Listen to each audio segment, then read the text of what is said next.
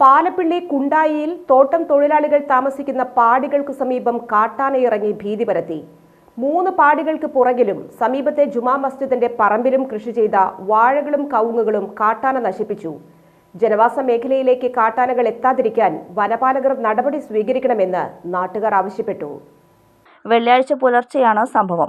കൃഷി നശിപ്പിക്കുന്ന ശബ്ദം കേട്ടാണ് വീട്ടുകാർ ഉണർന്നത്. പിന്നീട് വീട്ടുകാരും വാച്ചർമാരും ചേർന്ന് ആനയെ കാട്ടിലേക്ക് കയറ്റിവിട്ടു. നിരവധി കുടുംബങ്ങൾ താമസിക്കുന്ന പാടികളിൽ കാട്ടാന ഇറങ്ങിയതോടെ പ്രദേശവാസികൾ ഭീതിയിലാണ്. കാലപ്പഴക്കം ചെന്ന പാടികൾക്ക് മുകളിലേക്ക് ആനകൾ മരങ്ങൾ മറിച്ചിടുമെന്ന ആശങ്കയും നാട്ടുകാർക്കുണ്ട്. ജനവാസ മേഖലയിലേക്ക് കാട്ടാനകൾ എത്താതിരിക്കാൻ വനപാലകർ നടപടി സ്വീകരിക്കണമെന്ന് നാട്ടുകാർ ആവശ്യപ്പെട്ടു.